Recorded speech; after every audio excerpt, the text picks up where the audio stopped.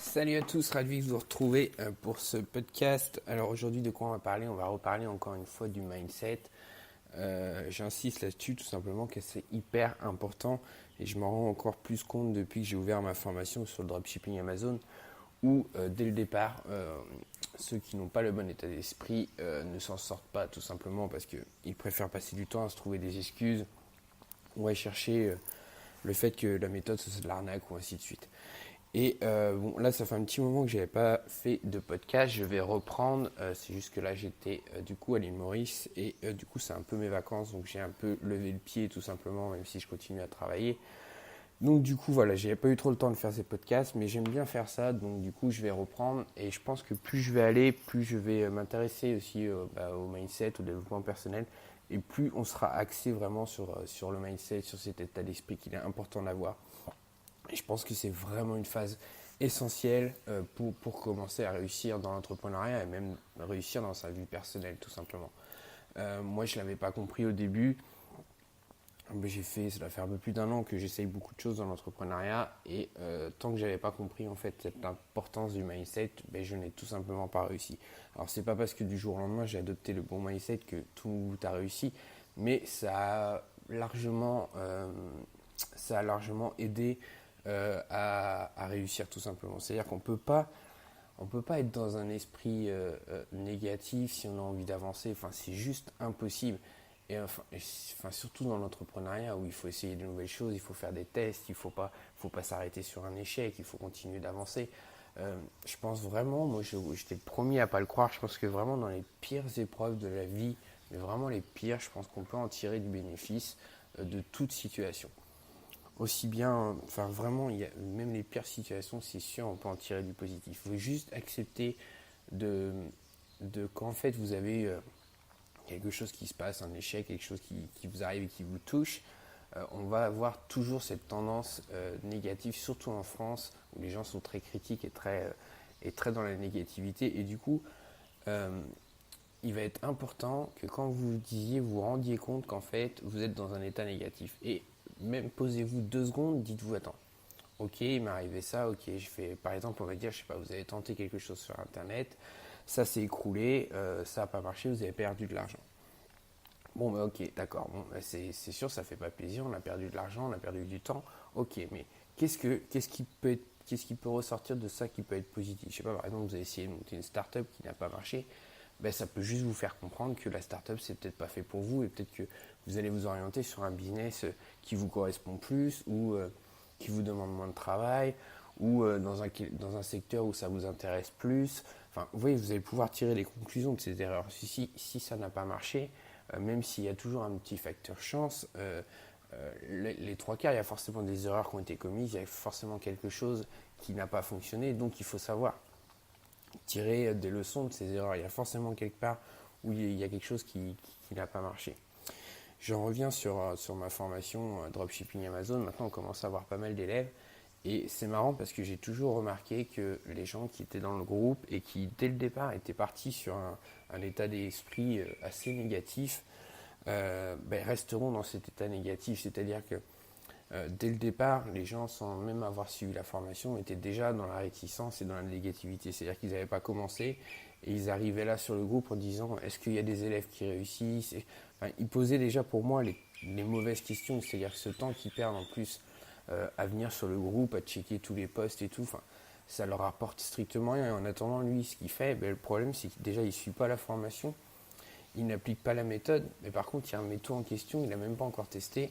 Et du coup, c'est un peu pour ça que je fais ce podcast ce matin, parce que cette personne-là, ce matin, m'a demandé un remboursement de la formation.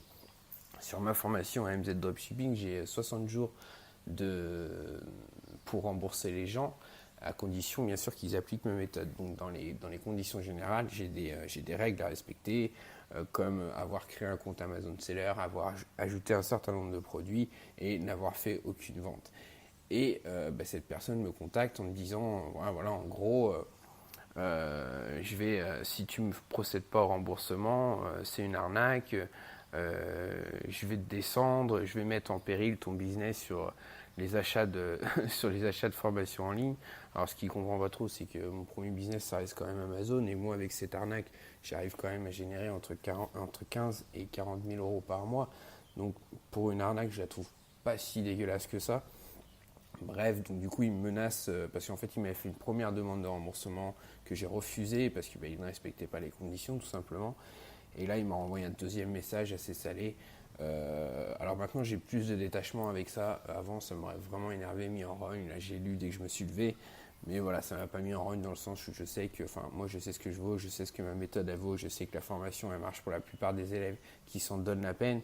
Et moi, c'est un business plan que j'utilise tous les jours pour gagner ma vie. Donc, je sais très bien ce que vaut la formation. Et du coup, voilà, ça ne me fait plus grand-chose. Je lui ai juste répondu assez avec un email assez salé en disant voilà, et je répète pour la deuxième fois, les conditions de remboursement sont bien affichées dans les conditions générales de vente. Mais voilà, dès le départ, quand j'ai vu cette personne qui m'a demandé le remboursement, ça m'a tellement pas surpris que ce soit elle. C'est-à-dire que c'était vraiment la personne qui était dans le pire des états d'esprit, quoi, qui arrivait dès le départ dans le groupe, qui a dit voilà, est-ce qu'il y en a qui gagnent vraiment de l'argent avec cette méthode? Enfin, il est déjà venu dans un état d'esprit hyper négatif, hyper méfiant. Euh, alors que c'est vraiment pas dans cet état d'esprit que ça va marcher, parce qu'en plus c'est des gens qui vont passer la totalité de leur temps sur Facebook, qui vont regarder la télé pendant 4 heures le soir, et après ils vont dire ouais, ta méthode ne marche pas, alors qu'ils n'ont même pas pris ne serait-ce qu'une heure par jour pour essayer d'appliquer ta méthode et suivre à la lettre ce que tu expliques. En plus, moi j'ai quand même essayé de faire une formation assez courte, assez synthétisée, pour pas que les gens se perdent et que ce soit le plus simple et accessible vraiment à tout le monde. Donc c'est vraiment facile. J'ai des élèves qui cartonnent avec ça, forcément. Enfin, moi je veux dire, même si, je sais que j'attends. C'est pas que je n'attends pas de retour des élèves, c'est juste que je sais que ma méthode elle marche parce que je l'utilise tous les jours. Je sais qu'elle marche parce que j'ai mon partenaire qui le sous-traite, qui le fait faire un de ses employés et il cartonne encore plus que moi. Alors que ça fait même pas, ça fait juste un tout petit peu d'un mois. Donc la méthode, il n'y a pas de souci, elle fonctionne. Après, oui, ça me fait plaisir quand les élèves me disent oh putain, je commence à gagner de l'argent et tout. Forcément, ça me fait plaisir. Mais après, j'attends pas forcément de retour dans le sens où je sais que ça fonctionne. J'ai pas de doute sur la méthode. Moi, je l'utilise tous les jours.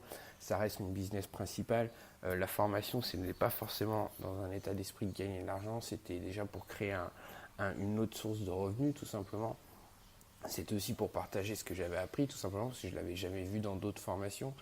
Et moi, si je n'en serais pas là aujourd'hui, si je n'avais pas suivi pendant un an une vingtaine, on va dire, de formations différentes pour arriver à trouver cette technique un peu par hasard et à la mettre en place tout simplement.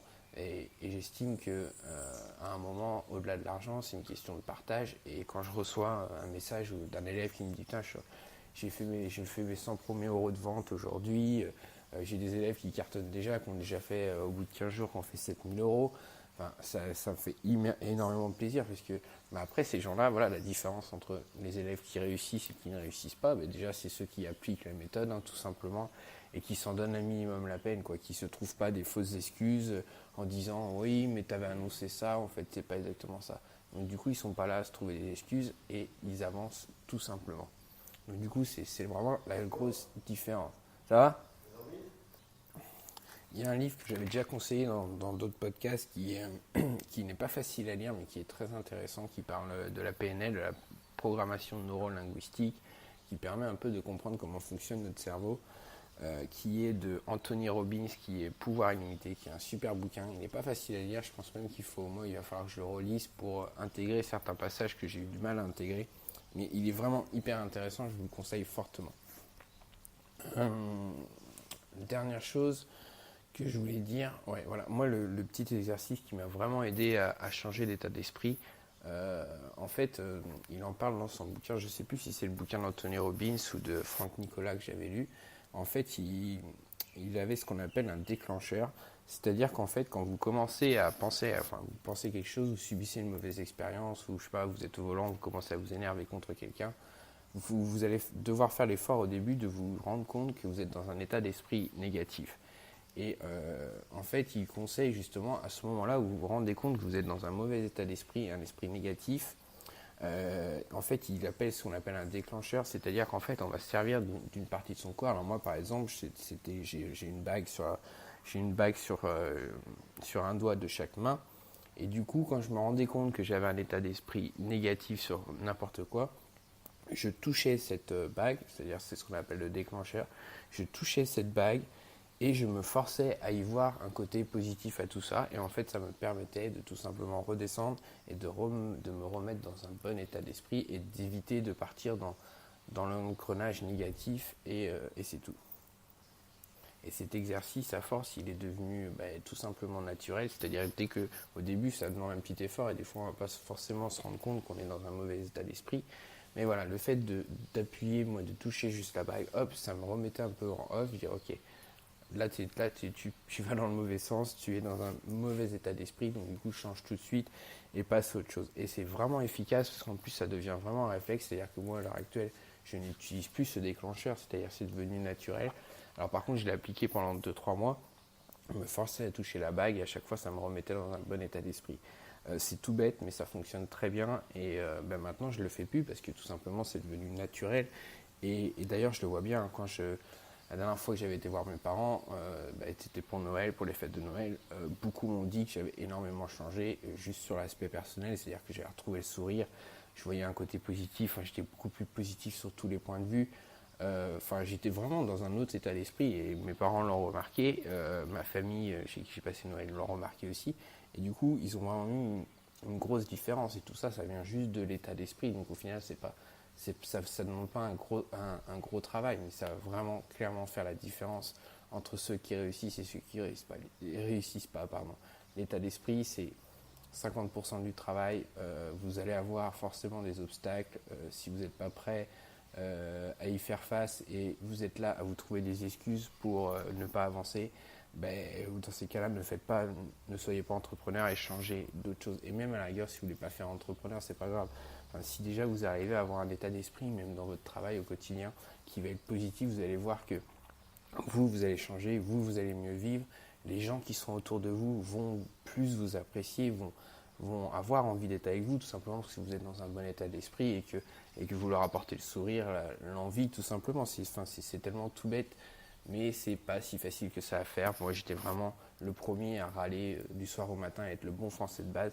Ça m'a demandé un petit effort, mais je peux vous garantir que ça en vaut la chandelle. Allez, je vous dis à demain. Merci de m'avoir suivi. Ciao!